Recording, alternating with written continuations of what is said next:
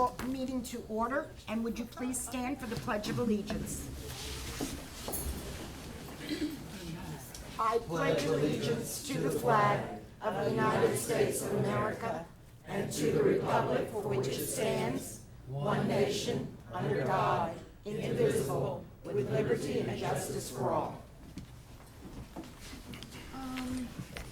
Is Reverend Eddie Stiff here? If you would say our invocation, if everybody remains standing, please. Let us bow our heads. Dear gracious Heavenly Father, we thank you for today, God. We thank you that you have appointed each one of these to serve our community, our children, Father, in the area of education. Lord, we thank you that your word says that all authority is placed by you. And today, God, we just submit to the authority that you placed in position. And Father, I pray over this school board meeting today, Father, that the agenda would go forth, Lord, and that your will would be done here in this community. Father, that safety would come through our school, the education would come to our students through our teachers. And we ask, Father, that today that you would pour out blessings from on high, from heaven to earth today on every faculty and staff, every student in our community. And Father, I thank you that even though the city, the state may say that we're a dying city, I say that we are a living city, God, and you're raising up a generation that's going to change the world for your kingdom. And we ask all of these things in the name that's above all names, Jesus Christ. Amen. Amen. Thank you very much, Reverend.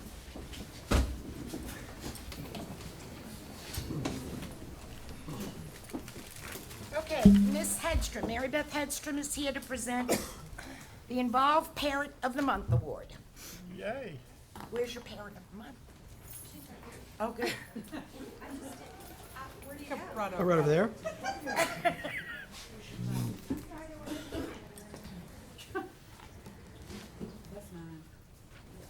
Good afternoon.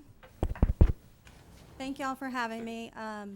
On behalf of Sandra Gilliard, who is the Parent Involvement Director, or whatever her title is, sorry if I messed that up, I've been asked to introduce and celebrate the February's Most Involved Parent. So it is my pleasure to introduce to you Miss Lolita Thomas, February's Most Involved Parent.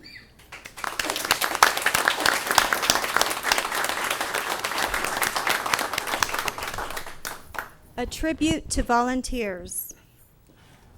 Valuable is the work that you do. O is for outstanding in how you always come through.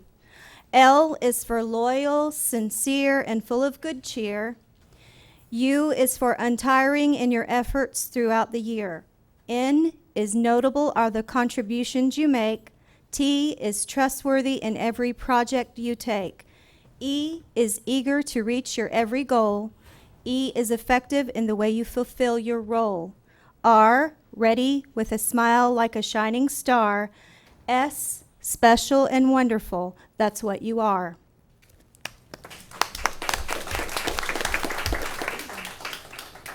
I'd also like to read this so that you know a little bit about Miss Thomas. Miss Lolita, known as Lisa Thomas, is an involved basketball mom. She is actively involved in leading the Palatka High School basketball boosters. She is the go-to parent when supplies are needed for the concession stand. She is her son Tyrus's greatest fan, support, encourager, inspiration, and disciplinarian. She is committed to supporting the coaches, parents, and the athletes. What proof do I have? Well, I'm glad you asked. Lisa organizes the schedule for the concession stand for every home game. She meets with the parents and the players to discuss the importance of keeping track of their academic progress. She has also taken it upon herself to help them understand and navigate the parent portal in Skyward. Lisa assisted Palatka High School in their effort to recognize the first responders by preparing food for the luncheon. She is truly a blessing to us at Palatka High School.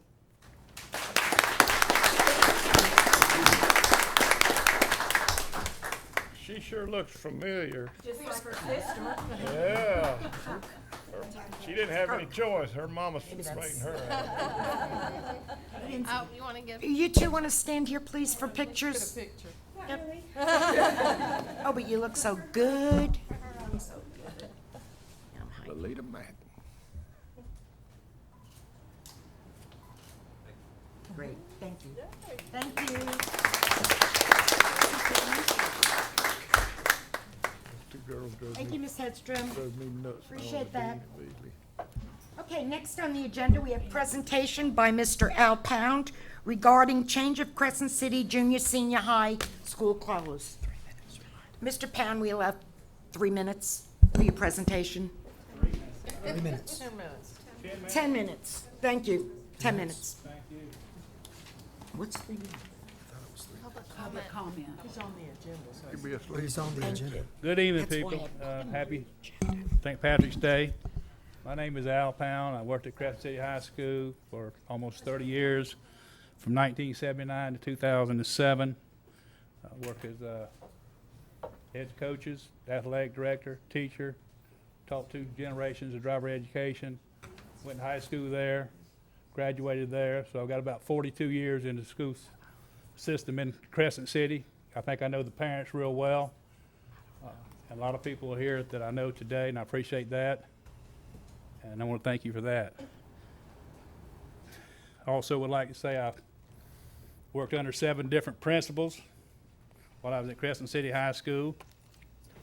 Terry McCool, Joe Hull, Darrell Ferguson, Chelsea Merritt, Mike Pegg, Joe Warren, and Randy Hedstrom. And I'd like to also mention the fact that the principals usually stay at Crescent City High School 3 or 4 years. That's the way things work in this county because principals are constantly on the move. So most principals are at a school approximately 3 or 4 years. You can go back and look at the records to document that. Why am I here? Well, about a month ago, some parents came to me and they were upset about some things going on at the high school. I said, what are you talking about? They said, well, our uniforms, you go watch your teams play and you don't recognize who they are. They putting black in all the uniforms. I said, what are you talking about? I said, go get me some pictures and let me look at them and then we'll see what you're talking about. Well, I brought some pictures today that I'd like to share with you and the board. And there's some nice uniforms. This is a Crescent City High. Crescent City High School colors are maroon, gold, and white. There's a white, maroon, gold, and white football uniform, which is great. There's a maroon, white, gold uniform, which is great. Mr. Pounds, right here. Can we see those pictures, please? Yeah, you're Okay. addressing Oh, the okay. board. All right. Once they see it, I'm gonna give it to the board, okay? Okay. If that's okay. And here's a black one, white, maroon letters, and gold trim. That's Crescent City colors. Then I see this uniform. This uniform is solid black. It has garnet numbers. And if you told me that was a Crescent City High School football player, I would think you were crazy. I warrant the fact that nobody that went to school in Crescent City can look at that uniform and tell you that's a Crescent City Raider. That's what I'm upset about. Black has been incorporated in our school colors. Now I'll give you pictures. Now these people are telling you that they're not changing colors. We're just adding black. Well, how do you add something and not change it? How do you add something and not change it? How many school board members do we have? 5, 6, whatever. So let's say next year I take somebody's job and I become superintendent. I'm going to add a school board member. So now we don't have 5, we have 6. Have we changed anything? Yes, we have. Hey, let's get more close to the situation. Let's go to Placa High School. School colors, gold, blue, and white. Is that right? All right, let's do the Placa High School what they did at Crescent City High School. Let's put a black uniform with a black appearance. They did. Please don't interrupt me.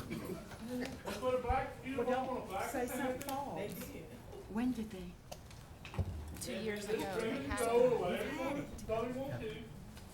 You got black, gold, Oh, Lord, white, Jesus. blue.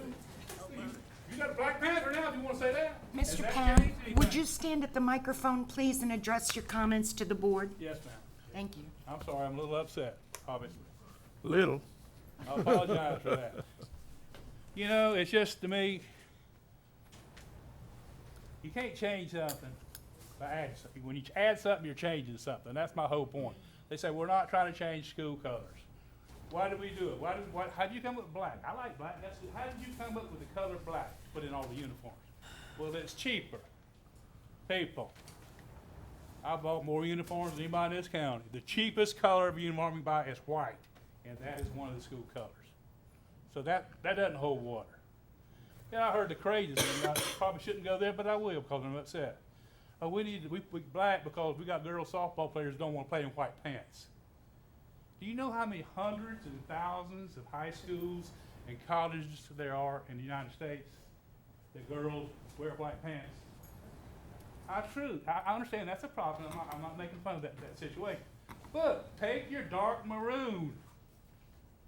If you want dark pants, put a dark maroon. That's a school color. Don't have to put black. Put maroon. What's wrong with that? You're staying within your color scheme.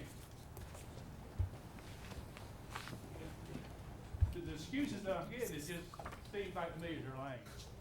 If you're not a true Crescent City person, maybe it doesn't bother you then. But it bothers me. I wouldn't be here. And obviously it bothers some other people. I've got 900 petitions here that think the school colors are trying to be changed, and I will give those to the board so you can look at those. I didn't count them out, but I was told it's around 900. I put something, something come up, I put something, I'm not an email person, I'm not a Facebook person. Once in a while I go on there, but I like to go on there because I hear from students I used to teach. That makes me feel good. So I'll go on there and then all this stuff comes up. Well, next thing I know, I said, well, I'm gonna find out what's going on. What I find what's going on. Coach, help us do something. I'll go. Do you know I've had over 300 emails, likes, what they call likes on Facebook. I had like 300 of those people come on there, and guess what? They all think that colors are being changed because they're not being reflected. A Crescent City Raider does not wear a black uniform with orange colors. And the thing about it is this, it's not necessarily uniform, it's just the history and tradition. Do you realize how many athletes go out there and work hard as they do? And they're proud of their school, they're proud of their tradition, they're proud of the numbers and the uniform colors. That's all they talk about. They want to go back to the school and look at their trophies and see their school colors and stuff. And no one has, I don't feel like anyone has the right to change school colors. Every principal that comes in has the right to make their little subtle changes, and that's great. The new principal wants a different shade of gold. That's great, because gold's a color. But how do you come up with black, or blue, or purple, or green? Those are not school colors, and I think that school should be represented by the colors. And when you're athletes, your graduation gowns, and all that stuff, hey, I still got my football jacket. There's no way in the world I could get it on, but it's maroon and white. I guarantee you, it's not black. And I got it. It might be full of moths too, but I got it.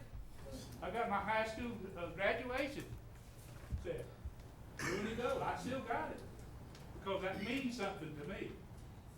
I had someone tell me they went to Crescent football game, and they didn't even know which team was Crescent City. There was some team out there black playing some team out there with a green and white uniform. They couldn't tell me. They had to ask somebody which team was Crescent City. And they played football there several years ago. So how bad is that? And I don't think anybody's done this on purpose, or anybody's trying to start anything, or anybody's really trying to say they're changing school colors. I think they've done something without putting a lot of thought into it. You're affecting a lot of people when you start tinkering around with school colors. When you hear blue and orange and blue, what do you think? Gators. Garnet Go, what do you think? Florida State. Red and white, Alabama. I can turn the game on TV. And they all have I missed your team, I'm sorry. I turn on You got the good. And I can watch the game, but you don't have to tell me who's playing. I know who's playing. Like I say, another thing, the response I got, well, some of our kids want a black uniform, which is great. If kids had a good season, they want to put black in their uniform. But coach, you say, son, okay, I agree that y'all had a great year. Y'all want some new uniforms, so we'll get you some. But we're not going to break school colors. Just get some dark maroon. That's almost black, and put our colors with it. We'll go with that. I don't have problems, uniforms as long as you got one shade of gold. Gold is gold. If a new instructor wants to have a different shade of gold, I don't go with it. That's their right. They have a right to do that. They're principal. I have no problem with that. But how do you get black in those colors? I I don't understand that, and it hurts me to see that. And I guess my request is this, it's simple. I request that, that we have the schools in our county, not only Crescent City High School, but all schools reflect their school colors in the uniforms and the graduation attire that they wear. Because it does mean something to a lot of people. I'm an old man now, but I guarantee you, I know what my school colors are. Excuse me, Mr. Pound, your time, it's 10 minutes. Okay. I'm sorry. Just so that the Thank board you, Al. knows, will anybody that came to this meeting concerning this issue in support of what Mr. Pound says, please stand so we can see? Okay. Thank you very much. I just wanted the entire board to be aware how many of you took time out of your day to come here in support of what Mr. Pound says. Ms. Crawford, I believe you have something you'd like to say? Well, I just want to say, when I first heard about the controversy, I started doing research myself. And I feel qualified to speak about this. Since Mr. Pound did mention Palatka High School, I was an employee there for 32 years. I also attended Florida State. He mentioned Florida State. I don't see that they're trying to change the colors at Crescent City High School. Those boys wanted a blackout uniform, just like Palatka High School has had for several years, just like Florida State has had for several years. Florida has blackout jerseys. They're not trying to change those sacred colors. Gosh, if any of the colors, I love maroon and gold because I'm a Seminole. I just think this is a trending thing with many football teams, not just football teams. Our Palatka High baseball team had a black jersey, a black top, black pants. There are not many sporting events that I haven't attended. I think there's some misinformation going around, and I think it's kind of just snowballed. But from my understanding, my research, I just don't feel that there's an issue here. The boys just wanted a blackout jersey. It has maroon on it, has gold on it, and just like Palatka High Schools, black was the major color, and it had a little bit of blue and a little bit of gold. But it is what it is. It was a blackout jersey. It was not an attempt to change the colors of the school. That's, thank you. My 2 cents. I'd like to say that I'm very pleased with the progress that Ms. Higginbotham has been making at Crescent City Junior Senior High School. However, I can remember when Palatka High was built, and I know that most Ms. Criswell and Ms. Crawford would remember, the old Palatka South had and they were the old Palatka High School prior to integration, had the maroon and white. Right. And then they were the Maroons first, and then they became the Braves, and then you had Central Academy with a long history and tradition of I guess it was purple and gold. And there was a lot of controversy on what the colors at Palatka High would be, and they settled on the colors they have now. So now you have generations of young people who identify with those colors, and I understand how it makes you feel. And I understand as well that, particularly in baseball, when you've got a receiver, if another team's got a similarly colored jersey, like a white jersey, you might want a dark one, dark maroon or dark garnet or a black uniform. I understand. I've seen the different color phases, but I mean, is this an every game jersey? You guys, Jay, you been at a game? My knowledge is that they didn't wear it just one time. My knowledge is that the baseball team got black pants 6 years ago, which that broke tradition back then, as far as I'm concerned. I don't think one team or one coach or one little set of athletes has a right to pick a black color if it's not in school colors. Are they that powerful? How can they do that? And I wanted to do it. I did it because I wanted to do something for the kids. How about the 20,000 graduates before them that understood the colors, what the colors were, and they're very happy in wearing those colors without trying to change. And you remember way back years ago when they went from the Crescent City Rebels to the Crescent City Raiders, and how much grief that caused there for a while. But it all passed. It all came to fruition. I would I would certainly, I've seen situations where kids got together and they voted on a new mascot, or they voted on new colors, and that was kind of up to the student bodies, but people in the community were never real happy with that. So I'm not, go ahead, Al. To my knowledge, did the student body vote on it? Did the football team vote on it? Did anybody, was there a vote that I'm not aware of to change, to use those colors? Yeah, but I'm not the principal, and we have to, we try to trust our administrators, and I think she, in her heart's doing what she thought was best, and maybe the kids are in the program. I haven't heard from Michelle on this, but I'll reserve my comments for later on if somebody wants to weigh in here. It sounds to me, I understand, I'm not a football fan at all, but I understand that if both teams are red, sometimes one team has to wear white with the red letters, and the other team wears red with the white letters. So I understand that. I don't understand the black. I don't know why it couldn't be burgundy myself to keep with, so that you've got white and you've got burgundy. That would make more sense to me, and I do understand why you're so upset. I don't know at what level this decision was made, but it sounds like it's a fad, that these kids want black uniforms. That's what it sounds like. It's a fad. They're cool, whatever. Yeah. They're hot, yeah. They're very hot. Well, dark burgundy, I think, would do it too, but I don't know how to resolve this. I have no idea, Madam Superintendent, how to resolve this. Is there anything, I don't think there's anything in policy how we pick school colors. I just looked through I did too. our I didn't find our anything. policy and procedures, and there's nothing that gives the board any authority to weigh in on this at a local school level. I mean, it's just not something the board does. We don't change them, and we don't approve them. And that's not it's not a cop-out. You can read our policies. Please, this gentleman next to you, please. I'm just trying to be honest. Okay. Does the new administrator have the power to change school colors every 3 or 4 years, yes or no? Are those school colors? That's something we can research. That's a yes or no question. No, listen, Mr. President, that's something we can research, okay? I'm just saying that per the way our policies exist today,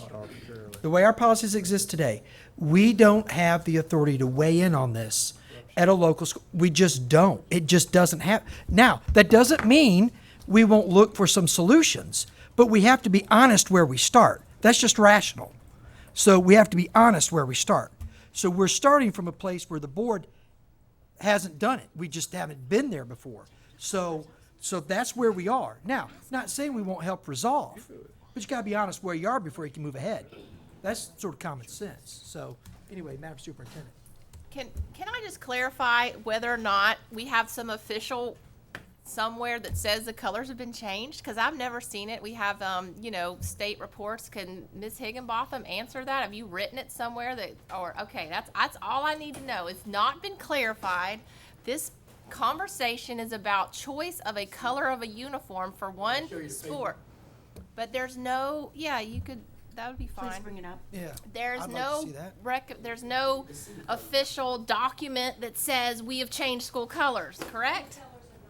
Okay, end of discussion. Why are we here? Because of a black uniform. That's why we're here, because one team decided to use a different color scheme. The school colors have not changed, period. And I know you guys are here because you think they have. I guarantee you they have not. So I don't know how else to say it clearly, but What's the right about the bling in the school? there was a All right, thank you. sports article about Crescent City High School and the uniforms and using a more bling color, like a gold color in the uniforms, like spritzing it up. I forget the word, glitzy, I think. That was written by a reporter. Right? Correct. And it was something that was done as a glitzy kind of, Well, we put additional money, or the board did, to help them spruce up the school, I would think. Didn't we do that, Ms. Criswell? that was their discretionary. That was in their budget, okay. I just don't know how else to say the school colors haven't changed. And I've sat with these gentlemen for an hour and I've explained it in a very respectful way and the history, and I've commented on Coach Pounds. The school colors have not changed. There's a uniform that has black on it.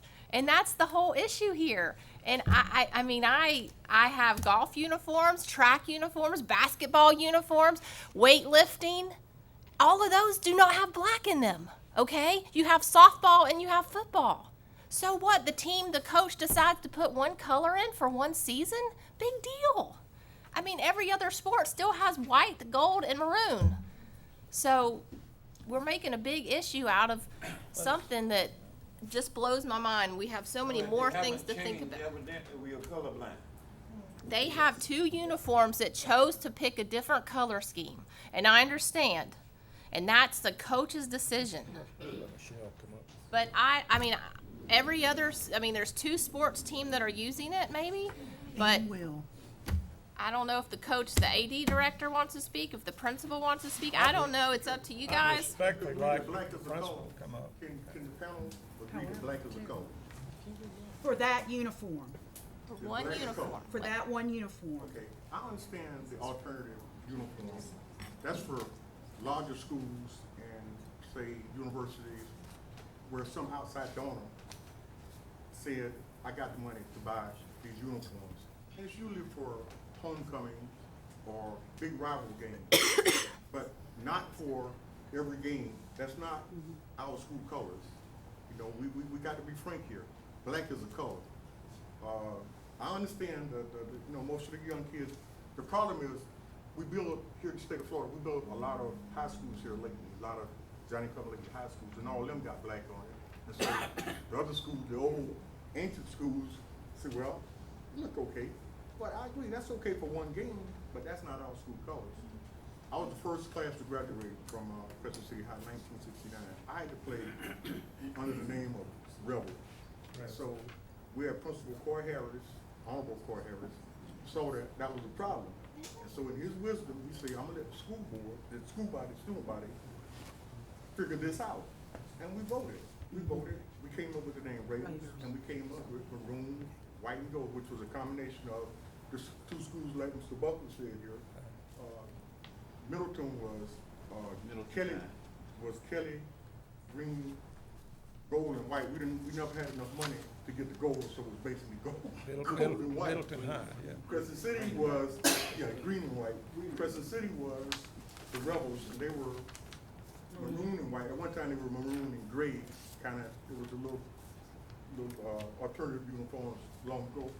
But like I say, we voted on this. This is us.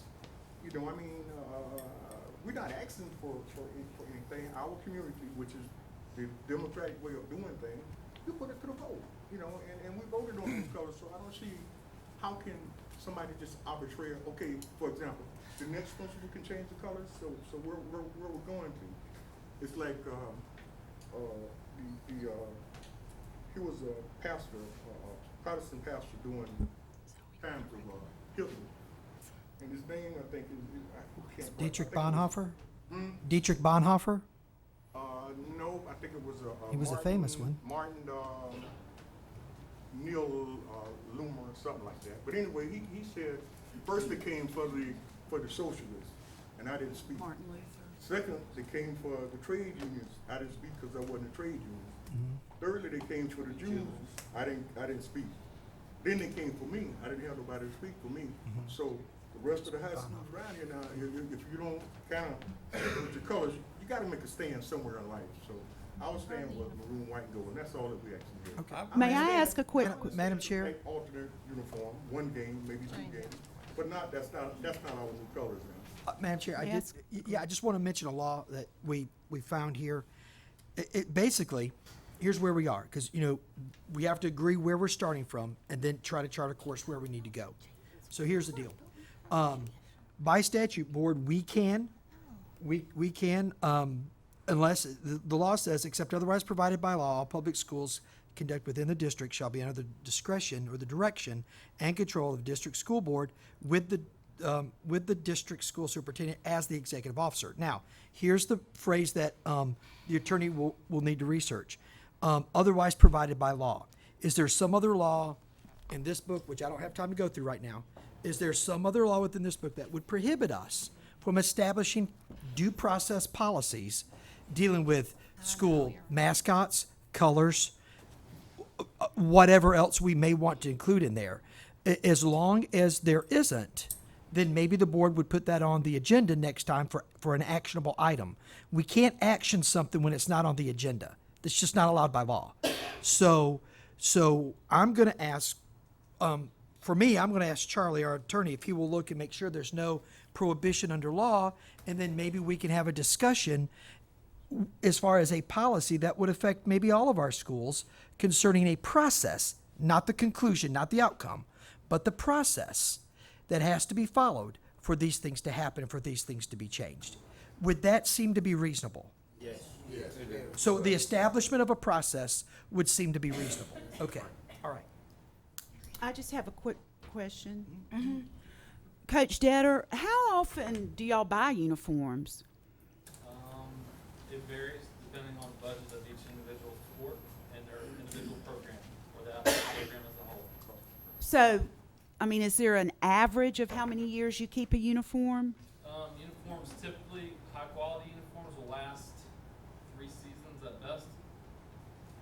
Well, do y'all have any, like, white, maroon, and gold tops you can wear with your black bottoms, or something you could piece together to try to? We did. They were falling apart. Okay. We didn't have Well, our school name on the front, and we didn't have a full set of pants to go with them. So. Will, Jane, are you, go ahead, I didn't mean. Oh, I'm done. I was just trying to You figure out a and, way. I know to you and Miss compromise. Higginbotham didn't just wake up one day and say, let's go upset everybody and change the school colors. I mean, you guys were trying to make an impact and do some good things, and 99% of the things you've done were received well, and the one thing hasn't been received well. I don't know that the building a policy is the right way to go on that, because the board has exclusive, we're a self-judiciating body, and we can violate our policies if we so choose to do that. And we can also, we have catchphrases like behavior or actions not covered above. So I don't think that's something we really want to get into, but I believe that it would be not uncustomary for a school to meet and vote on a color, and, but But that's setting forth a procedure, David, and what I was recommending is that we come up with we don't dictate outcomes. I don't think that's fair, because every school should have the ability to decide where they're heading. But to set forth a procedure, whatever we think that might be best, and I'm not recommending what that is right now, but I think it's something we can look at, and then we can pass down to schools. Look, I know Ms. Higginbotham, she has nothing but Crescent City's best interest in mind, and she's done a phenomenal job, and I support her 100%. But this is an interesting point, that if there is a procedure that is known, that is recognized, then the water gets a lot smoother in the days ahead. Yeah. That's all I'm recommending.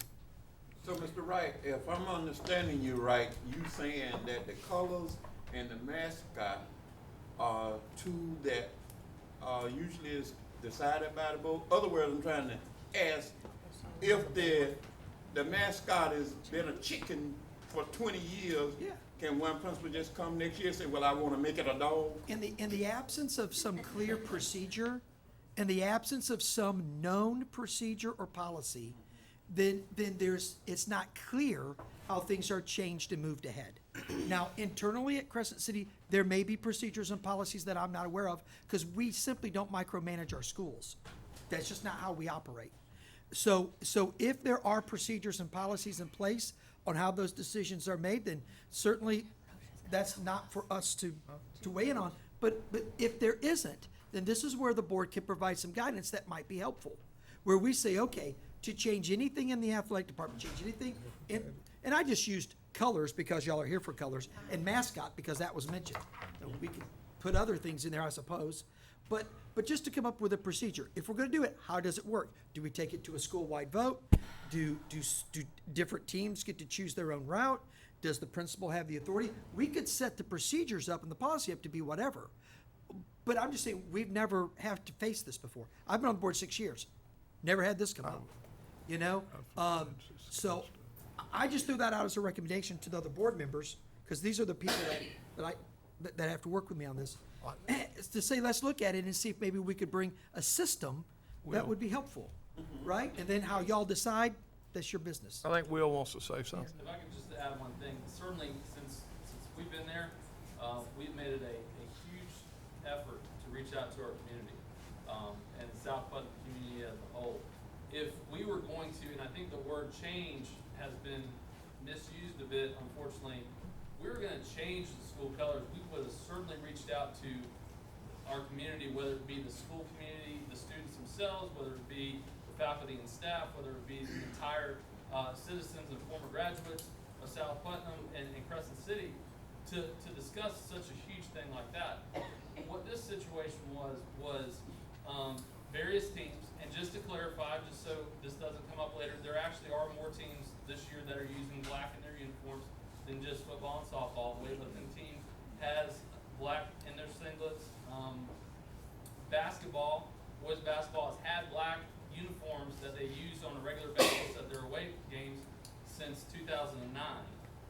So that's not a new issue that's come up. But if we were going to certainly look at changing one of our colors or our mascot or something that drastic, by all means we would reach out to the community.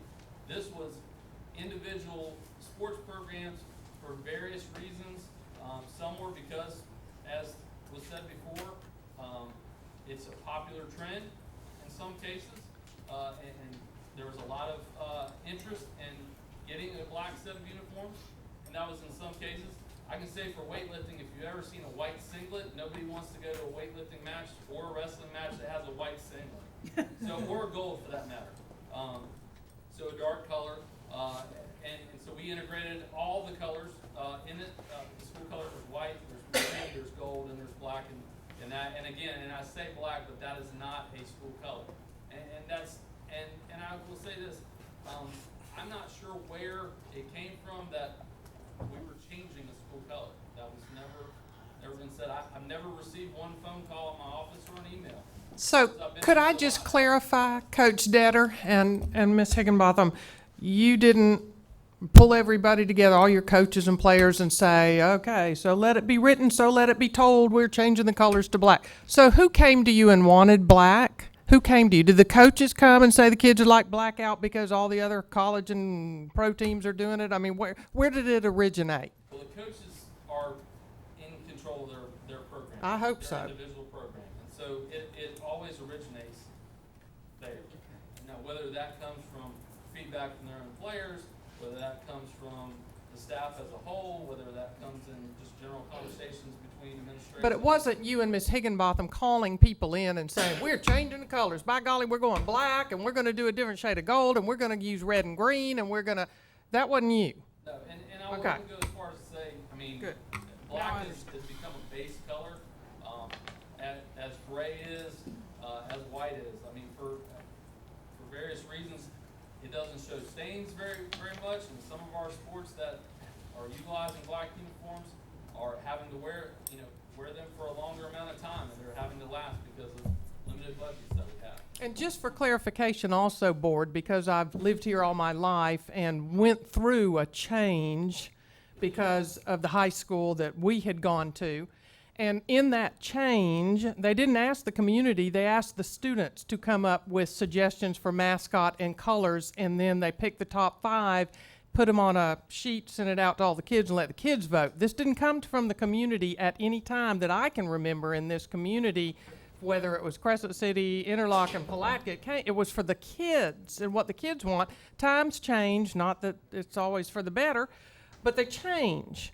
And I think what I want made very clear here is that our principal and Coach Detter, who is our AD, have not called any meeting or called anybody together and said, we're changing the colors. They didn't instigate this. They didn't start this. They went along with it. And I hate the innuendo and the things that are being said here, because we've got so many positive things going on at that school, and I'd really like to emphasize the positive and not get hung up about something that seems just a little absurd to me, but that's my opinion. This is our 5th meeting today as a board. We started at 9 o'clock this morning. I think this discussion, I'm sorry, but I think it's gone far enough. I'm going to ask Mr. Wright, and I will bring my ideas if anybody else wants to bring their ideas for a policy, a process. I don't know if you can do something for us, Mr. Douglas, but we're going to look into it like Mr. Wright said. I promise you that. The colors have not been changed. The school colors are still the same. Can I add one thing, please? What? Go ahead. High school uniform has Crescent City High Raiders. It has the school's name on it. You put a black uniform with a school name, you are using that as a school color. That's the whole problem. People, no one said that they changed the color. They didn't have to, I understand that. My point is, when you start adding a color, you're changing it. That's the bottom line. When you start adding a color, I've got to call an end to this discussion. Can I just say one thing? I think Michelle and Will get the message, and I don't think they want the community upset, and I'm certain that they'll, as we work through this process, they're gonna do everything they can to not only meet the needs of their students educationally, but help to keep the community united as well. So I will entrust my decision to whatever they can come up with as far as that. Yes, Michelle? Yes? Sure. I just want to thank Can you come up to the microphone? She's gonna say one thing, I wanna say one thing. You're supposed to be on this. She's a principal, you're not. I'd really just want to thank all of you for renewing my faith in the community involvement in the school. I know that it's under this, and it's not a fun thing right now because we have not changed the school color. There was never any intent to change the school color. I have been made aware of a lot of the history that goes behind how Crescent City High School first came about, and then the change to Crescent City Junior Senior High School. I want to invite all of you, and I will find a way, if you can get those 900 and some odd people that signed those petitions, to talk about things at my next SAC meeting, April the 7th. I had 39 people at my SAC meeting that I had last May, which was my first SAC meeting after they didn't have any for 5 years, to discuss issues with the school and changes. I had that meeting, 39 individuals showed up. And now I'm hearing about 900 people. I want you to come. I want you to be part of what we're trying to do there because we can't do it alone. Okay? Part of what's on my agenda is that green roof. The school colors are maroon, gold, and white, and we have a green roof. Come help me fix that issue. I need help. Okay? Like I said, thank you for renewing my faith in the community that we're all on the same side. It's all for the kids. That's why we're here. Well, go back and tell the kids, maroon, gold, and white, and get rid of the black. For God's sake, let's talk about something that's truly important, because this is not. We've got kids who don't eat. We've got kids who are being abused and neglected at home. We've got kids who come to school and care nothing about learning and cause problems for teachers all day. Let's get involved with something that's important, please. Let's put it to a positive As use. chairman of the board, I offer the public every opportunity, regardless of the topic, to come here and talk to the board. And that's what I've done. I'm sorry that you don't feel it's important, but apparently 700 people I do. do feel it's important. I said, go back and tell the kids no black. Well, go ahead, Mr. Evans. Mr. Evans, I think, is the one that organized this. This is the absolute last employee, visitor, resident, anybody. I'm done. Governor. Okay, I'm not gonna say much. I'm gonna say just a couple words. I reside at 154 Huntington Shortcut Road, Crescent City. I was born and raised there. I'm 65 years old, so I'm older than, I think, Miss Criswell. 50 years old. I was raised here too. Been here all my life. Well, I got 5 on you. I know what was going 5 years before you got here. Here's the thing I want to say, and this is all I'm going to say. I've had word that they want to order some uniforms, and when they get to the athletic director, Data, he changes what they got on the uniform and get what he wants. That's all I got to say. Thank you. Okay, moving on. This is a public hearing for adoption of new policies, number 1060, number 1430.04, number 1430.05, number 1430.06, number 1430.07, number 1430.09, number 2261.03, number 3430.04, number 3430.05, number 3430.06, number 3430.07, number 3430.09, number 4430.04, number 4430.05, number 4430.06, number 4430.07, and number 4430.09. Madam Chair, Yes. I move we adopt the policies just stated. I second it. Okay, is there anyone from the audience that wants to address the board concerning these policies? Any board members have anything to say? I'll call the question. All those in favor of adopting the policies as read, say aye. Aye. Opposed, say no.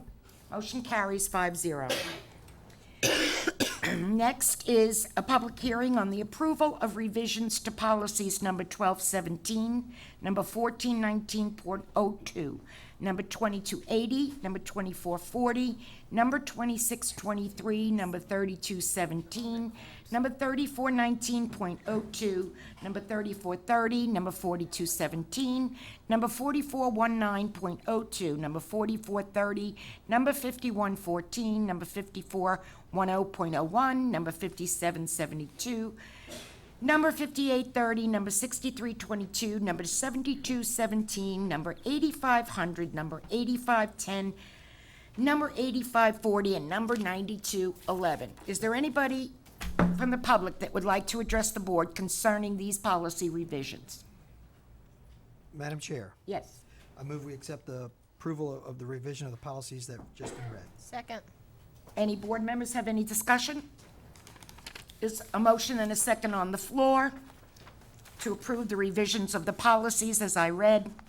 All those in favor, please say aye. Aye. Opposed, say no. Carries 5-0. We come to the portion for public comment guide, and cards have to be filled out ahead of time. The only cards, excuse me, I have are from two ladies that want to address the board on changing extended school hours, and that is on our discussion agenda and should be coming up in just a few minutes. Rather than public comment, we'll put you in then when we're discussing it anyway. Okay, that brings us to the consent agenda.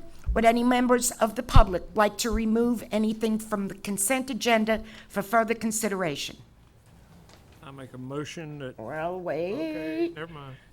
You're gonna pull something, okay. No, somebody might. Any members of the board like to pull any of the items on the consent agenda? Not at this time. Nope. I'd like to make a motion that we. He wants to go home. It's been a long day. It's been since early this morning. No, Madam Chair. And I have nothing to pull. I'll entertain a motion. Mr. Buckles. Forget it, somebody else. No, you make that motion. Make the motion. I'm done. Madam Chair, I move we accept the consent agenda as presented. Do I have a second? I'll second it. Thank you, Jane. Motion and second on the floor. All those in favor, please say aye. Aye. Opposed, say no. Motion carries 5-0. Thank you. Oops, sorry. We have a couple of items on our that's what I'm saying, a couple of emergency items due to time restraints. I am recessing the regular meeting and calling an emergency meeting at this time to deal with the emergency items. The first one I'm going to address is the approval of extension of exterior window impact screen addition project at Browning Pierce Elementary School. Justification, explanation, time sensitive. Madam Chair, I move that we approve this Second? because it's time sensitive. Second? Any questions from, or discussion by any of the board members? Mr. Attorney, Ms. Crawford had to go to the ladies' room. Can we vote without her here? You can because you have the floor. Okay, good. So, no more discussion? We have a motion and a second on the floor. All those in favor say aye. Aye. Opposed, say no. Carries 4-0. The second item on the emergency list is approval of 2014-15 personnel allocations, change number 18B, again, time sensitive. So moved. Yes? I move we approve 2014-15 personnel allocation changes number 18B. Second. Okay, any discussion? I've got a motion and a second. I've got a motion and a second on the floor. All those in favor say aye. Aye. Opposed, say no. Motion carries 4-0. Taking us out of emergency session, we're back in regular session. Okay, there's no old business on the discussion agenda. We do have new business. First is discussion, input, and action, ratified instructional and certified contracts. And I'll just let those of you sitting out here know that we called an executive session at 2:30, and we discussed all the changes, just so you don't think we're doing this blind. We discussed for nearly an hour all the changes, and I am ready to entertain a motion if there is one. I make a motion to approve the ratified instruction and certified contracts. Motion and second on the floor. Any discussion? All those in favor, please say aye. Aye. Opposed, say no. Carries 5-0. Next, discussion and input regarding extended school hours. And at this time, I will call up Kathy Malloy, I'm sorry. That's one L, that's what fooled me.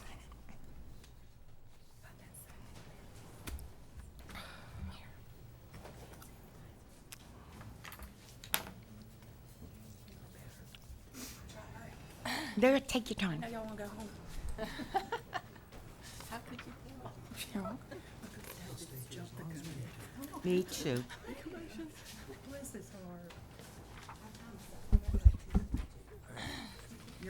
Thank you.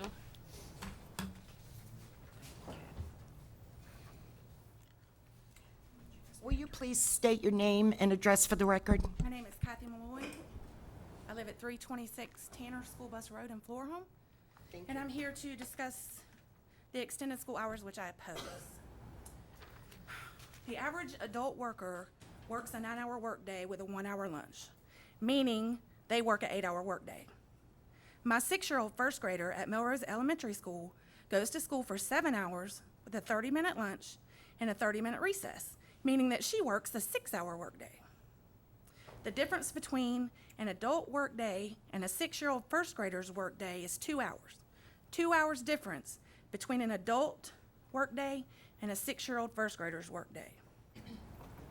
When adult workers end their workday, they punch the clock, they leave their work at work, come home to do their chores, and enjoy what is left of their day. When my 6-year-old first grader leaves school, she punches out and brings work home with her, with that closing the 2-hour gap significantly by doing homework once she gets home after she finishes her 6-hour day. I understand that we are talking about only 30 minutes. I also have a 6-year-old child and fully understand how many things that she can do in 30 minutes. Her mind is running 150 miles an hour. She can swim, she can ride her bike, dig in the dirt, bring eggs in from the chicken pen, ask a million questions, catch a lizard, play with her dog, ride her pony, all this in 30 minutes. If the school day was 30 minutes less, on the days that she has karate practice, she would have time to come home, use her own bathroom, change into her uniform, and have a snack. With the extended hours, she eats in the truck, she changes into her uniform in the truck, and she uses a bathroom that has been used all day long by countless people. The extended hours have put my 6-year-old child in an adult rat race. She is a child, and children deserve to have time to be children. Our kids need time to be carefree kids. She is learning in leaps and bounds at Melrose Elementary School in the Putnam County Public School System. She learns just as much and more getting life lessons while she is being a kid at home. I have spoke with several high school students who didn't even realize the school hours were extended. The reason they had no idea is because the majority of high school students are dual enrolled. They only have a few hours of classes in the public school system. They leave school, go to college, extracurricular activities, and jobs. The extended hours would probably benefit them the most, giving them much more flexibility with their schedules. The kids that feel the impact of the extended school hours the most are the elementary students. I urge you, my elected officials, to do what y'all promised to do, and that is to take care of our kids and put their best interests first. The extended school hours are not in the best interest of my child. And I hope that I've been able to articulate to you how I want. You understand what I'm trying to say? Absolutely. And you're not including travel time on the bus. Well, I'm a lucky person. I'm a stay-at-home. I take her to school and I pick her up. Okay. Now, if she had to ride the bus, the You had bus gets 2 to our hours. neighborhood at 5:15, so she would be she would have an hour and 15-minute bus ride. Right. From Melrose to Florham. But So you'd add yeah, 2 so hours she to a doesn't day. have to deal with that because I pick her up and take her every day. Okay. Thank you. Any other questions from the board for this speaker? Thank you very, very much. That's a long haul to Tanner School Bus Road. It is. I do 40 miles a day. Thank you so very much, Ms. Boyd. Appreciate it. And Ms. Cribbs is also.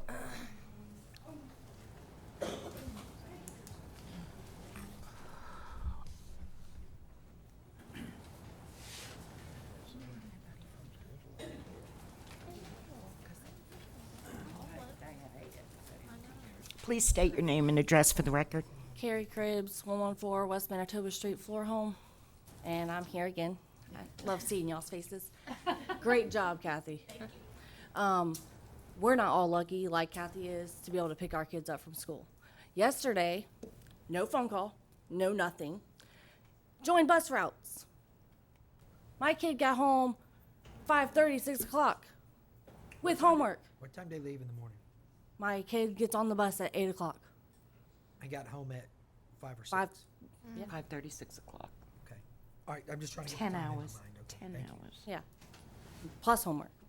So to add on to what Kathy said, that's what my kid dealt with. My kid has no time for sports at all. We go to church. They love Wednesdays. They jump out of bed. They want to go to church. They do not want to go to school, Amen. which I'm proud of that. My kid's ADHD. By lunchtime, my sister-in-law, her kid's ADHD. By lunchtime, there's no reason for him to even be there. There's no reason for my niece to even be there. Melrose Elementary is an A school. I'm really surprised that more adults has not been here, but they have to pick up their kids. That's true. Yeah, they have picking up kids from school or bus stop. So if they have a job, that's why we don't have what Crescent City High has to stand up. But we really, They're calling. Yeah, You're they're doing a good calling. job. We're getting plenty of. Spreading the word You've got well. some You're kind doing of a good internet job. thing going because I get stopped yeah. every trust me, the slip swaps, I'm on there like, parents need to hurry up and speak up. I need you here. I cannot do this by myself. And sometimes I feel like I am by myself. But I enjoy my kids. I love my kid. My kid needs to be able to ride his bike, ride his four-wheeler, run off his energy. You've been 6, you know how much energy I have. You probably have grandkids. You know how much energy they have. Miss Kim Harvin at school, I feel sorry for her. She has to contain my kid's energy, and the poor kid's struggling. I feel sorry for the teachers, and they can't speak because that's their job. Well, and they're No, at they work right do. now. Yeah, We've exactly. heard from them. We have. They call and they're right on page They- with they- you. exactly. feel the same way I'm you do. just, You're I not feel for alone. the teachers. I truly do. And I really urge you to get rid of this. And I understand the middle school and the high school, it's different there, but not for my 6-year-old. Well, thank you very much. Coming back to it. Yeah, we appreciate it. Gonna be here until Madam you fix it. Superintendent, I was wondering if you had anything. Having raised 2 daughters here in this school system, I understand what you're saying, and your children are blessed to have you for a parent. Yeah. Because we have so many children, as we saw this morning at our Yes. first meeting, who have no one at home that care about them, and they go home and there's nobody there, and if they do get home, there's nobody watching them or preparing meals or anything. We have all kinds of children in Putnam County. And certainly, I guess when we did this, the reasons we did it were not to create problems for your child, certainly. Research says that time on task increases I student understand achievement. research. I understand research. And Research it's is kind of a full-blown. nationwide constant complaint that every country in the world does better than American children. That they're all, but if you look at the other countries, you're going to see they go to school many more hours than we do, including Saturday. It's a whole I different understand culture that. There's and a reason why I situation. live in America. So there's a pressure on across the country from the U.S. Department of Education and the Florida's Department of Education to increase student achievement. And research says that the number one way to do that is time on task, meaning more time spent studying and learning at school. Certainly to provide some of that, just 30 minutes, not even an hour, and to provide an opportunity for our teachers to meet during the day to talk about students and issues and things they need to do and how they can make instruction better is what we tried to provide. Never did we think we'd get quite this reaction. But I do have, today I have Helen Muir, who is Assistant Superintendent for Curriculum and Instruction, and Laura France, who is our Director of Elementary Ed. And if you all would like to come up and say anything, this is an issue that we're now hearing about. Certainly it has been better for middle and high school. Our problem, and you'll hear from Mr. Roach and Mr. Simon shortly, transportation. We don't have enough bus drivers to do everything that we need to do all over the district because the majority of our students ride the bus. And with not enough bus drivers to provide enough different routes, and if you talk to parents, everybody wants you to pick their child up at their front door and deliver them back to their front door. There's no way humanly possible that we can do that, nor does any other school district.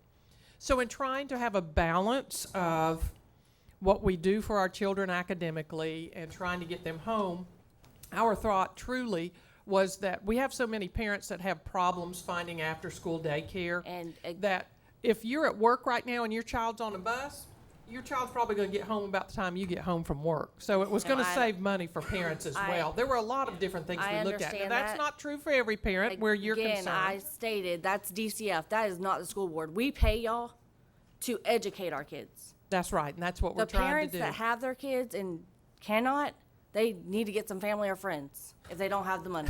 That is DCF. I want you to tell them that. I Anyway, have no understand problem. what you're I am saying, a and very blunt person. We certainly are looking. Yes, ma'am. Me too. I know. I'm right there with you. We realize this is an issue. In fact, we'll be meeting with principals on Thursday afternoon to discuss this because it's working so well for our middle and high schools, but apparently not working for our elementary schools. So we have an issue here. How do we make it continue to work? Because what it's done at our high schools, Palatka High School, for instance, has done a different lunch schedule, and they have time for kids to participate in different activities during the day. They can have 7 class periods, which is better for kids. They can take an extra class. If they fail one, they've still passed 6. It really helps them academically. So there are a lot of advantages for middle and high school. And certainly we have heard you and a few others talk about the issues for elementary kids. So we've got to strike a balance for helping all of our students. And certainly we tried it this year. This is the only year we've done it.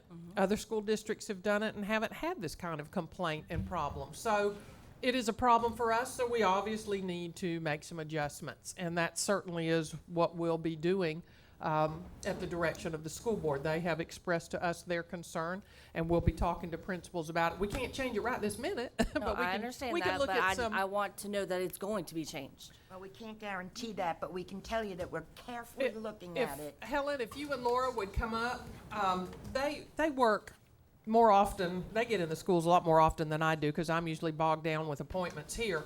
But they can tell you that they have seen and heard from everybody, and they understand. But I'm going to let them say some things on this subject.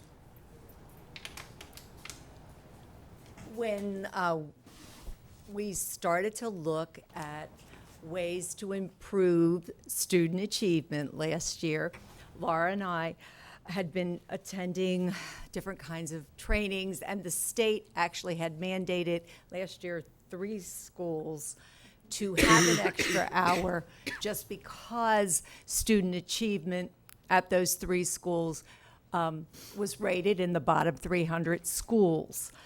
So we said, well, how hard would it be to do an extra half hour?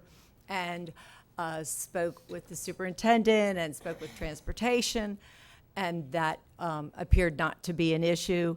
The high schools were most pleased because of the fact that it afforded them the opportunity to give students do-overs. Within the state of Florida, the standard diploma is 24 credits. So if you have an opportunity to earn 6 credits and you pass everything, then you're good to go if you took the right 6 credits in 4 years. By adding another period, you have an opportunity to retake a class that you might not have been successful at and still be able to graduate within those 4 years. Or take an elective, learn something new, something different. Also, one of the most important influences on a child's academic achievement is the preparation of the teachers. And teachers don't stop learning when they get out of college. One of the most important ways for teachers to learn is from each other. And so we did some training on something called a PLC. And basically what it is professional learning community, which means teachers sit down in a formalized setting at a scheduled time and work together to improve instruction. Because when teachers' instruction improves, students' learning improves. That being said, I deal mostly with secondary, and Laura more so with elementary, as the elementary ed director. So I'm not adverse. I have not heard from anyone, quite honestly, that they felt that the day needed to be shortened back for the secondary. And I'm not adverse to the elementary. The problem that we may have, and I think we're going to hear about that in a little bit, is how do we juggle the transportation issues? So, Laura? When we looked at it, also, all the grants that we had looked at applying for last year mandated you increase the learning time, because that's what the research says. Increased learning time equals better student improvement. And so those things and those professional learning communities is also one of those things that is mandated in most of the grants at this time. We also are moving to new standards, which our teachers needed more time to work with. The elementary schools only added 30 additional minutes. That 38 minutes adds a whole lot. Well, I think really, and I took time today to read over the parent involvement surveys from Title I. The majority of the comments are from parents. There are several that are about the extended time. The majority of the comments, though, are about the time students are getting home. A lot of the comments were if school just started earlier. And when we came to the board last year with this, you guys asked us to poll to see how many students needed after-school care. And we did that. We went to the principals. We did it very informally. They figured out how many kids went home to older siblings, and they gave us those numbers, and we gave you a roundabout number of about 20% of our students go home to older siblings taking care of them. And the board at that point chose to go with the flip schedule of the elementary starting later. But looking at the Title I surveys, it's not disparate. I mean, it's less than half of the people have said that this has affected. The question, I believe, and Deborah's here, has the additional time affected your family? There was some kind of wording. It was the very last question. It's not overwhelming one way or the other. It's like 60% one, 40% of the other. I mean, it's not 80% of the people say it's wrong. You see what I'm saying? When I look at that survey and when I read the comments parents wrote, it's the time that the kids are getting home is the bigger issue than the additional time. And as a parent who has 3 children, 2 in elementary school, the time they get home does interfere with what we have chosen to do in the after-school days, or the days after school. I understand that, but those are choices that we make to make our system better for all students. Now, when we look at changing those times, it will affect several aspects that we will really need to look at deeply. Well, we had a conversation about changing school times and making the elementary kids start much earlier and the high school kids later.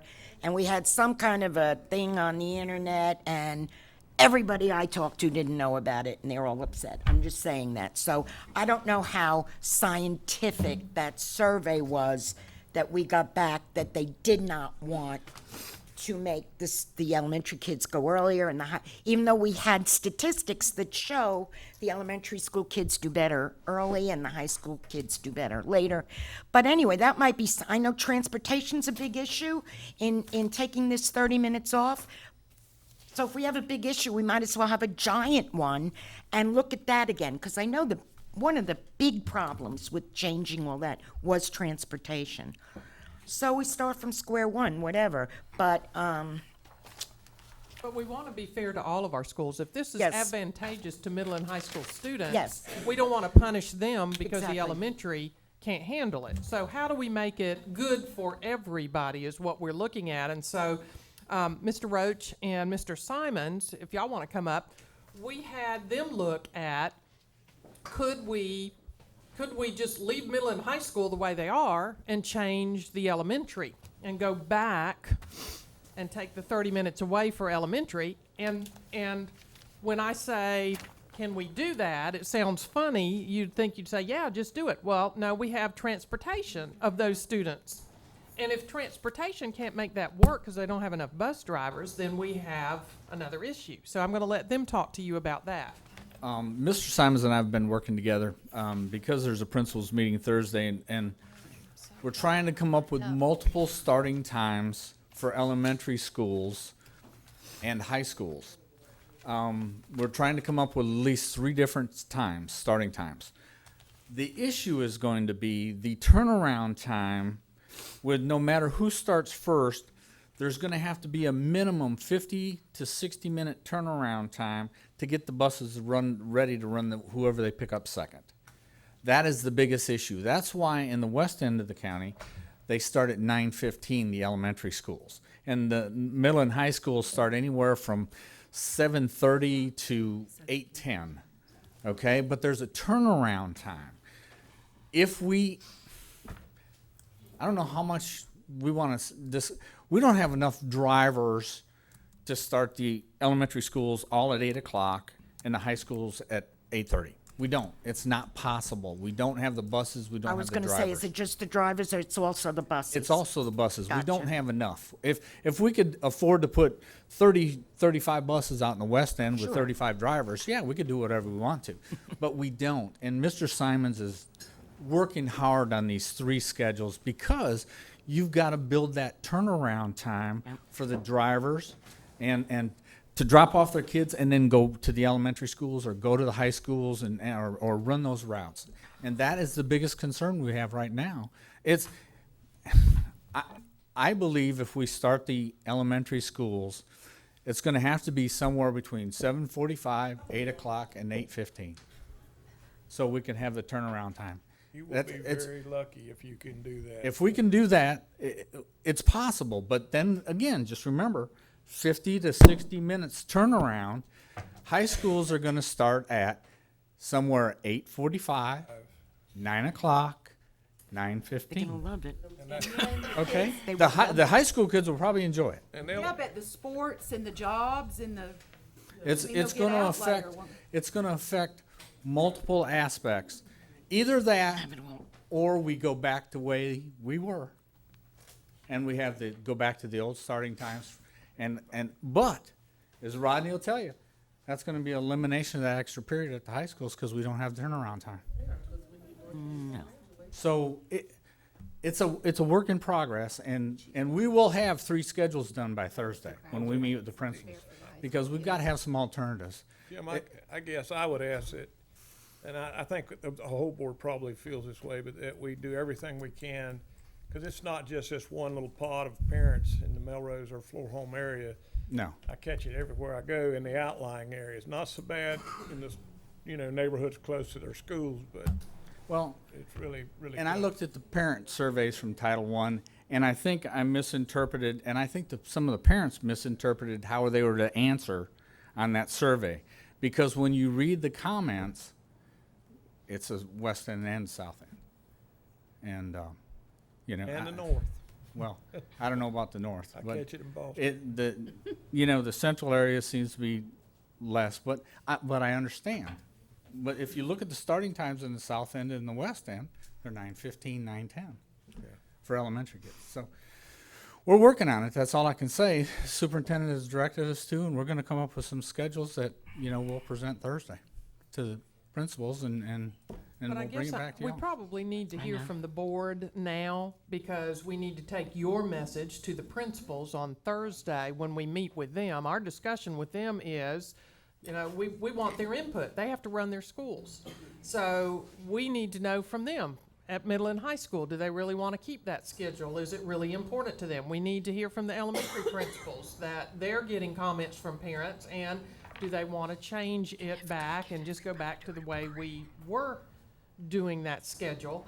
And then ultimately, if there's no way for us to work out that the elementary schools go back to what they were and the middle and high schools stay at what they are, if there's no way possible for us to do that with transportation, because we don't have enough drivers and buses to make those routes, because we're so spread out. It's huge. When you get out into West Putnam and South Putnam, my goodness, the roads go on forever and ever. You're talking about a long route trying to pick up students and get them to school. So there's no easy turnaround time. And we get paid from the state based on the number of students who ride the bus. That's how we get our money for transportation. So there's only X number of dollars that come for transportation. And, excuse me, but the money that comes for transportation only pays for half Right. of what it costs us for transportation. Yes, exactly. So we, no matter where you turn, we have an issue. And I guess what I want to know is, if we can't come up with a happy medium for elementary, middle, and high school, is your desire as a board for us to just put everybody back at the previous schedule? Madam Chair. Madam Yes, Chair, sir. I have a question. Are we still, I guess, Madam Superintendent, are we still under a mandate to have additional hours for those 3 schools? We have 3 schools that have to go. We are required by law for them to go an additional hour. Now, with the additional 30 minutes that we had, and because what we had already built into those schools, they're right where they need to be. Those 3 schools are going to have to stay there, which is another issue for transportation, because those 3 schools, we're going to have to transport them, and theirs is going to be different than everybody else, but because we're required by law for those 3. Okay, here's a second question on that. I don't remember, Jane or Nikki, I don't remember, there was some talk, and I don't remember specifically about bottom 300 schools. Yes, that okay. they would have the extra time. And 6 weeks in the summer. And 6 weeks in And the that's being passed in the state right now. They're working on it, so I would say, please, if you all have not been in contact with our House and Senate representatives, that you do so. They just need to do away with all of that, That's what we because it told is Van such a difficult thing, particularly for the small rural districts. Okay, let me just tell you what's coming. We sat in Representative Van Zant's office for quite a length of time, and there is more than one rep in the State House going to recommend year-round school. And when you recommend year-round school, you add seat time, so it doesn't increase hours in a day. You will still get vacations, you'll still get time off, but it'll be like vacations, like if you have a job. But your kids will go in the summer. They will have 4 semesters. Now, you want to know how they're going to skin this? You want to know how they're going to skin it? That's how they're going to skin it. They're going to skin it. That's going to give them increased seat time. That's gonna maximize the use of our facilities, which we pay for in the summer anyway, with no kids in them at all. We still have to pay for them. We still keep the lights on, we still air condition them. There's still, we can't shut them down, that's crazy, right? And so I'll tell you, just so everybody knows, so you can get real happy, it's coming. Year-round school is coming, so The tourism industry. have a nice day. Gonna once Tourism's again, not gonna stop it. they're gonna try to fight And they'll it. probably do that without adding to our budget. And that's our legislators, that's not us. It's not us, that's not us. I have a question on that though. What's the average? I know they don't have a summer, but usually other states that do have year-round school, they have a long break from school. And what's the average length of that break? Do you I have no They would details. get to pick No 3 out of details. 4 It's just being semesters to attend, talked so about. one of those would be your break. I'll give you another chance to address the board. Go ahead. All right, back to when the ladies were up. I do not remember your name, so I'm sorry. The poll, you asked the kids. The kids do not pay you.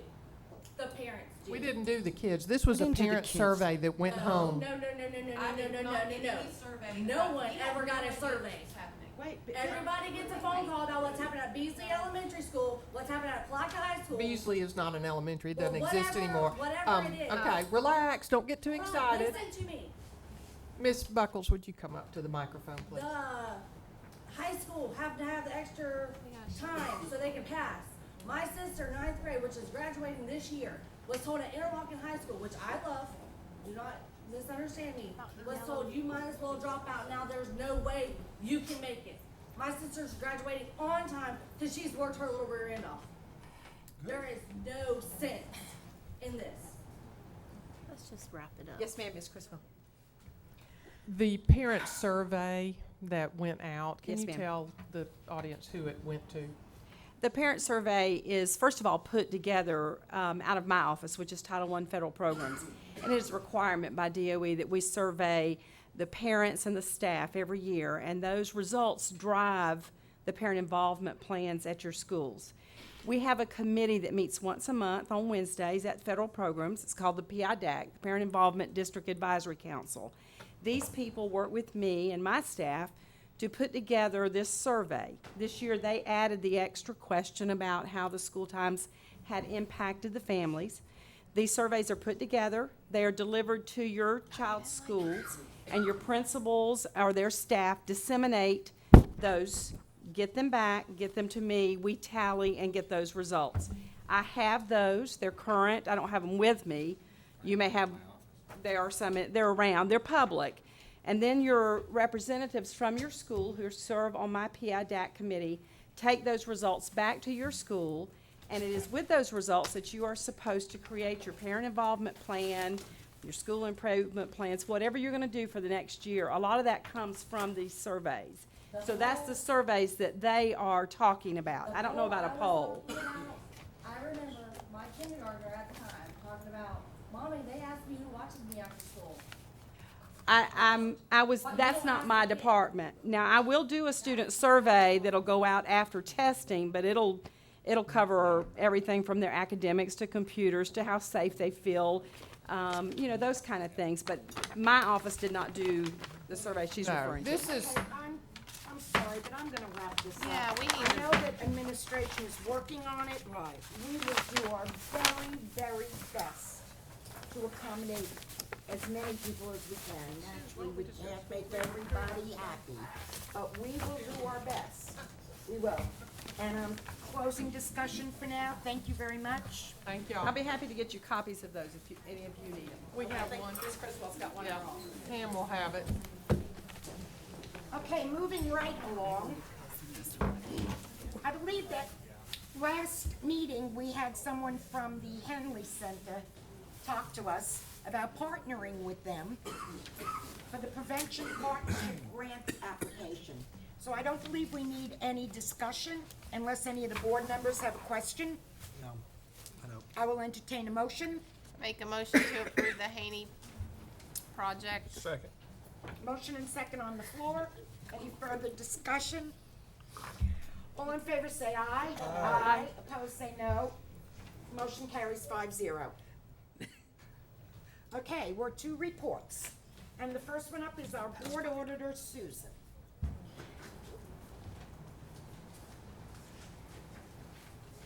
I'm sorry, Miss Thompson. Oh, not Susan, Miss Thompson. Liz.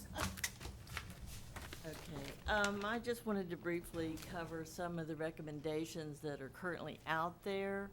And I think we've discussed them generally. And so we're needing to move forward so that we can prepare for the audit and have a meeting of the minds, if you will.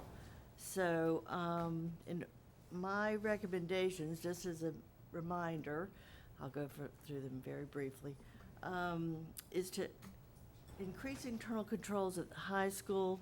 Number one, by developing expectations for the internal accounts by club or sponsor or something of that nature, which would give us a chance to also develop a budget, an idea of what they're doing with this, as well the purpose of that club and what they're doing each activity for.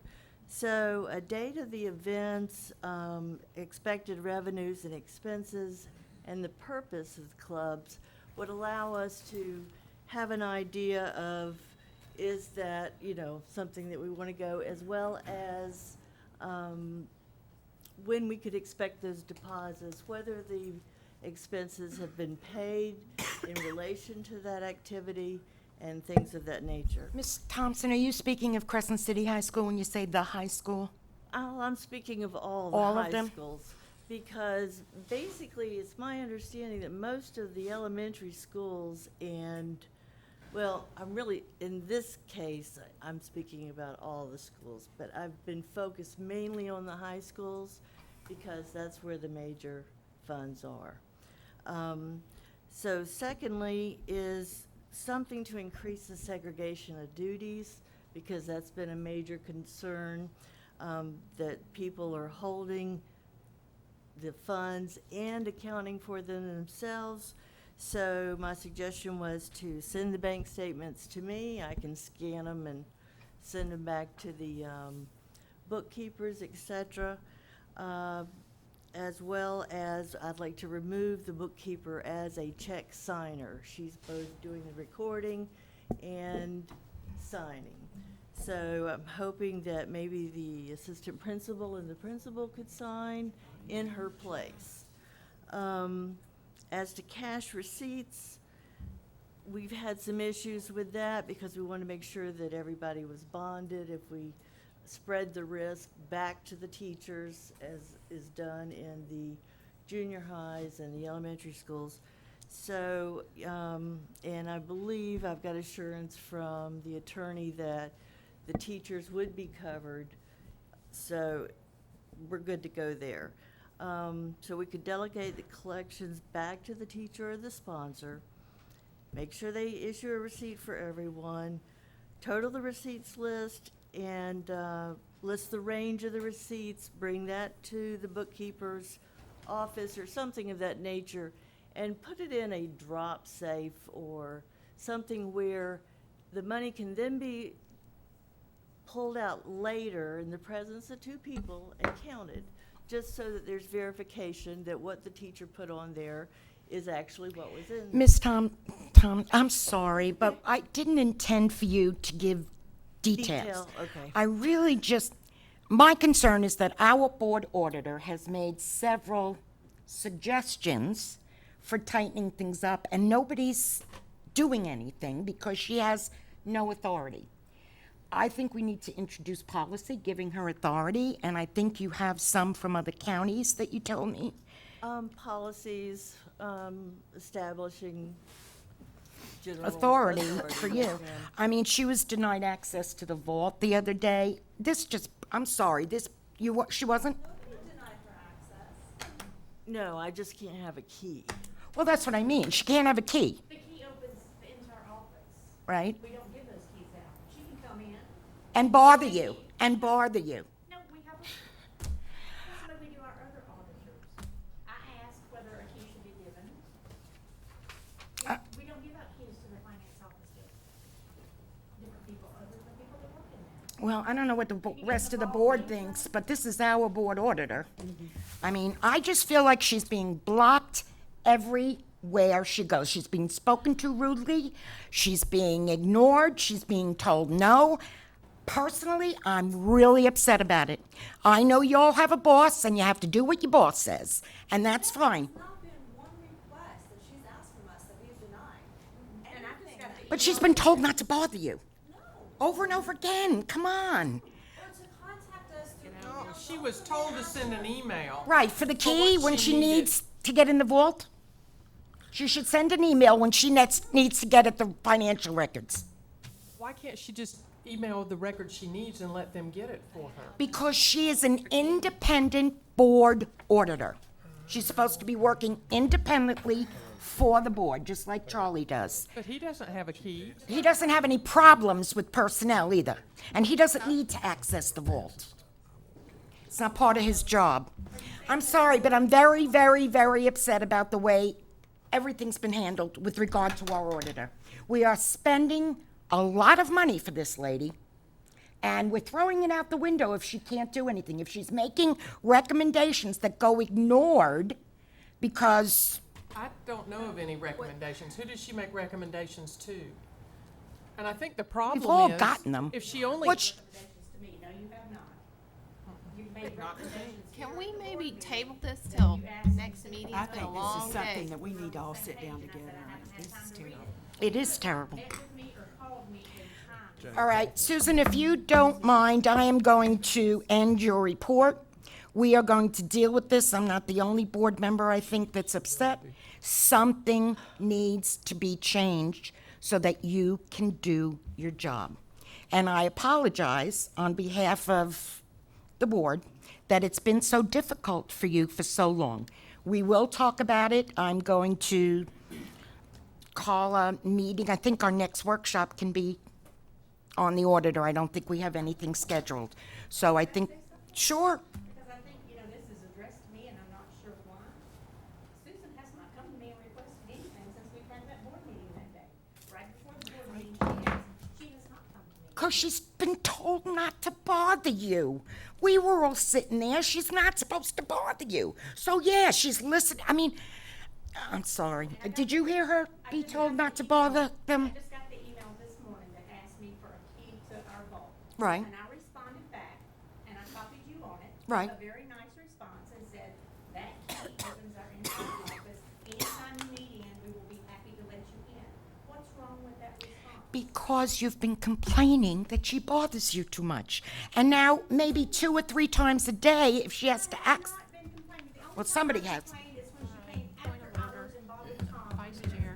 All right, well, After hours, a lot of times, and he came to me because that was his only time to get work done, and he complained to me, and I made the request that she did not come after hours anymore. Terry. No problem with appointments, come see me anytime you want to, make an appointment, or pick up the phone and call me if you need something, and I'll say, it's a good time or it's not. I've had no more contact since that meeting. None. because No request. I wouldn't have just- contacted you either if I were her. Go ahead, Jane. It's just a Very easy going. Yes, you are, Rhonda, you are. But I just think there's like this general animosity that she's here to get somebody, and she's not. And I don't believe she's here to get somebody, I mean. but I mean, I can look at the body language right here. Terry. Every time she gets up Yep. and talks. Yeah. that- Like I was attacked, just thinking. Well, I wasn't If talking had about bad you. body language, I'm sorry. I mean, it's obviously every time she talks, y'all get upset. Miss Crawford, we have never, ever, ever, in years and years and years, ever had a board auditor, and we're all still very confused. She doesn't belong to any of us. She doesn't answer to any of us. She answers to the board, but she's with us all day long. I know, I and spoke she's- to her recently, had her in my office, we chatted. I answered an email for her about Neola. I also told her if she needed anything, just come. My door's open all the time. I never close my door unless somebody happens to stop by and wants it closed. And I've asked her to come by and let me know what she's needing. And I think at the last workshop, we said if she would just email the person, like Andrea or Rhonda or Shannon, and say, I need this. Or email me and say, hey, I need this. And we'll just get it for her. That would be a much simpler way to I thought that's what we agreed on at the last workshop. That's what I thought. But do you really, vault access, she needs to get in the vault and see something, sending an email, maybe it get answered in 6 hours or 5 hours, and that's understandable, but I don't know. I don't I even know just, what's we're gonna have an audit, yeah. Our workshop before the next meeting will be on the board auditor. Please, Rhonda, be there. I'm sorry if I upset you, I didn't mean to. I'm just hearing. No,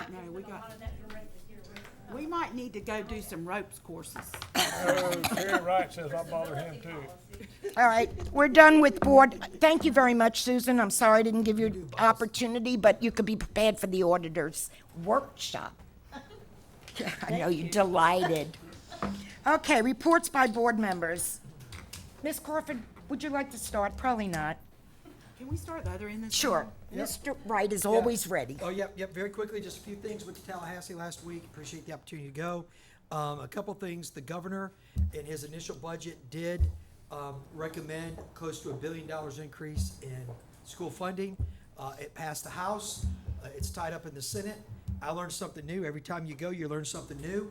And it's because there are some senators that believe the state should take more federal money for Medicare and Medicaid, so they are blocking the educational bill. I don't think so. Now, I just want to Brilliant. say this in a public forum, that's Just brilliant. stupid. You're sacrificing our children for a fight philosophically with Washington. Now, I don't want to get into the politics of it, but when you take money from the federal government, it's short term, and when it goes away, you're responsible to pick up the tab. And I'm gonna tell you, that is bad business. Don't know what kind of politics it is, but it's bad business. And so, our education bill is held up because of that reason. Bad deal. Second, year-round school is a serious item. There are representatives that are serious about this. They're serious about advancing it. I am studying the idea, not absolutely positive where I come down on it yet, but it will be advanced in the years ahead from Tallahassee to all the districts in the state, and it's something we're going to have to address. So it might be a good thing, it might be a bad thing. Finally, just want to sort of tie the loop with our friends from Crescent City. The way I try to sit on the board is really to be unbiased and not emotional. This is an emotional issue for you. I appreciate that. But I have to go to statute and I have to go to policy and I have to see how that works. And if there's not something there and we want to help, we have to put something there. And that is a process. So please don't perceive my questioning earlier to be obstructionist, but it is meant to be constructive. Ms. Higginbotham is a wonderful lady, and she has only the best intentions for Crescent City Junior Senior High School. She's done a great job. And so we don't want to damage her and her efforts, but we also want to bring clarity to process. That's where the board can help. Your colors haven't been changed, though I understand the perception. Putting something in a more codified way so you see this is how it's done. When questions like this come up, then you know exactly who to go to get the answer. Because you see, you came to us and we don't really have an answer for you. So my attempt is to create a system where you know who to go to. Does that make sense? And you know where to go to get an answer. And so that's what we hope to do. And but do know our confidence is in Ms. Higginbotham for sure, but we want to bring some clarity to this. So I'm finished. Thank you. Mr. Buckles. I was like Ms. Higginbotham. I'm just glad 900 folks were interested in what's going on at the school. I think that's a great start, and I think we're going to find some common ground that'll make everybody real proud. Yeah, I don't think our colors or your colors are going anywhere. I don't read that, and I know that she'll bend over backwards, and Mr. Detter will as well. You know, they don't. Ms. Criswell and I have talked at times. You don't just wake up in the morning and say, I'm going to go out and just start a ruckus, you know, and try to create problems for people. It's sometimes when you've listened to the stuff that we put up with and the things we're trying to do ultimately is for the children.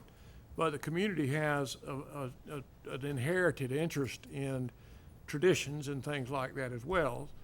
And I just feel like that we're going to find some common ground and they're going to work toward making everybody work together for the kids, because that's what we're here for, is the kids.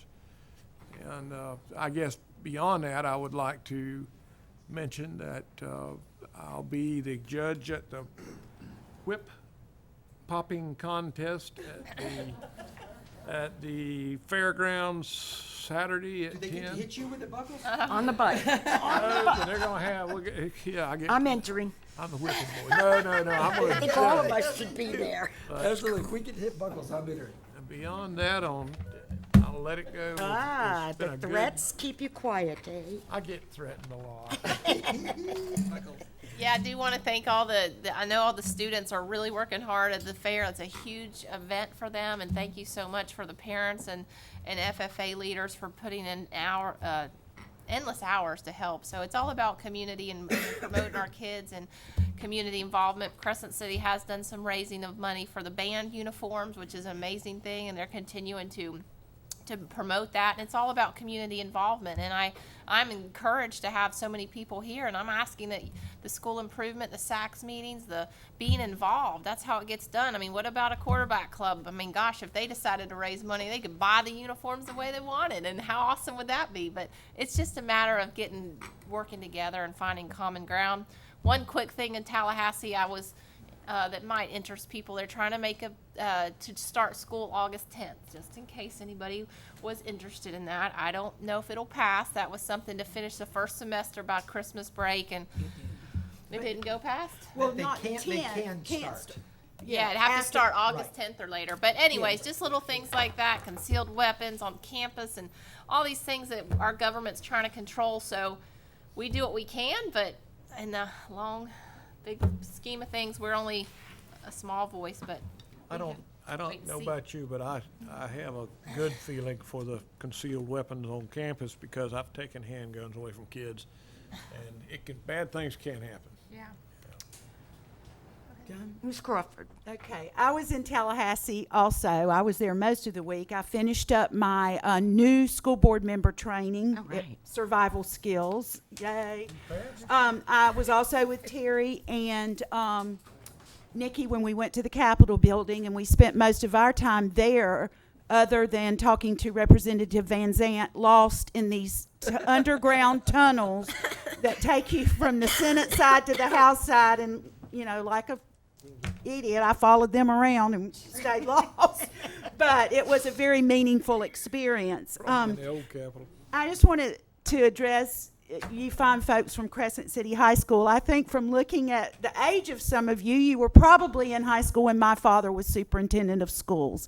And I know he would be very proud of you for making this stand today if he were still here. I think that we're going to get this problem worked out. I really do, all working together. And I will be out at the fair with Mr. Buckles, but I'm judging the hay bale decorating contest. And I'm very excited about that. I want to judge something. Thank you, Ms. Crawford. The first thing I'd like to say is thank you to my fellow board members and the superintendent and board attorney. I know we had a grueling day. We really had this was easy compared to the morning. You worked hard. I appreciate you guys. I've said it before. You're a great board to work with. I think we do wonderful things. I think Putnam County is glad to have us. Not me, but us as a whole. I just have, this morning we had the issue about the car. And we have cell phones out there too that we may have lost track of. I know that the last time I asked for a list, there were several employees that have not been here since the former superintendent that are on the list. I'm not saying they have the phone. They may not have the phone, but they may. So I think that, I don't know, we can't afford to hire anybody, but somebody needs to get on the ball about how many cars we have, who's got them, how many cells we're paying for, and who's got them. Terry Wright could do that. Mr. Wright? Yeah, sure, I'll do that. Me and Mr. Buckles. Anyway, that's a concern I have. I don't know if anybody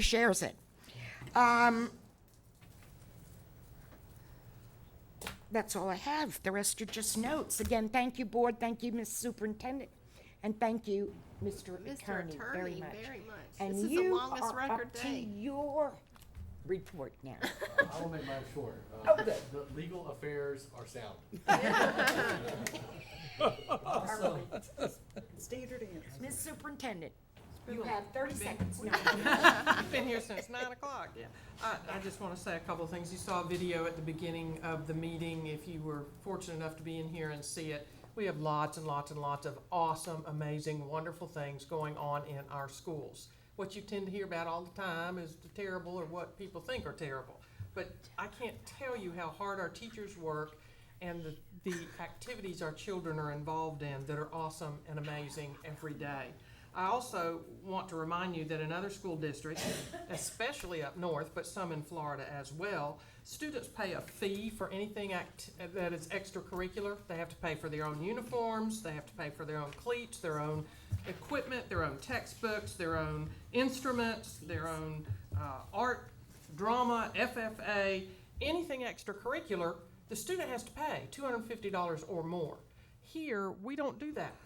We try really, really hard to provide all kinds of things for our students, but because it's not covered by the state as a categorical or anything else, other school districts have them pay. And I just wanted to remind you that we don't. We try really, really hard to do everything for our students that we can. I'll get you a list of them. Because that's what Flagler does. That's what pays for the uniforms and the footballs and most school districts, football pays for everything. They pay for all the other sports because they're the ones that earn the money and the others don't. Why not here? We do that here. Oh, okay. We do that. But Okay. when you have a program at Crescent City or Interlochen that doesn't win or isn't doing well or the people don't come out and support it, they don't make enough money to support anything but themselves. So the others suffer. Palatka High School for years, oh my gosh, the money they made. They had CDs when Coach Bennett was there. We did well, but we had winning teams and people came in the community and supported it and gave money and bought stuff. Bought tickets but to all we the games. still did not charge the students, and we still do not charge the students to participate in anything extracurricular. And I just want you all to realize that. We try to do the right thing by the kids, but there's only so much money. And typically, they all have had some kind of booster club to go out and raise the money for the things that they needed, because we don't have enough to pay for everything, but we don't charge the children either. Same thing for educating our children. You know, somebody has to decide what's important. How, you know, do you want to continue to hear that every country in the world does better in everything, their students, than America? And that's what drives a lot of what goes on in this country and in our school systems. And it is a shame, but no other country in the world is like America. And we are the greatest country in the world, but our children do not attend school for as many hours a day or as many hours a week. And certainly in other countries, they only educate and test the best and brightest. Here, we give everybody an opportunity. So they're comparing apples to oranges, and we do a great job in Putnam County, and we'll continue to do so. But I will tell you that it doesn't matter what topic you bring up, somebody isn't going to like it. Somebody's not going to like what you're doing. 10% of the people are not going to like any and everything. And we just have to move forward and do the absolute best we can for all the children every day. And no, we're not going to make everybody happy, and just do the best we can. Because, as Mr. Buckles says, nobody gets up in the morning and says, I want to make things miserable for parents and children and teachers and everybody. That's not the intent. We come in and try to make the best decisions we can for everybody. Not for one group or another group or individuals, but for everybody. Okay, and I guess I shouldn't have said anything at all because y'all are tired and ready to go home, but that's it. I heard every word you said, Mrs. Criswell. Repeat it, please. No, I'm kidding. I heard a little snoring. There over being here. no further business to come before this body, I hereby adjourn our 5th meeting.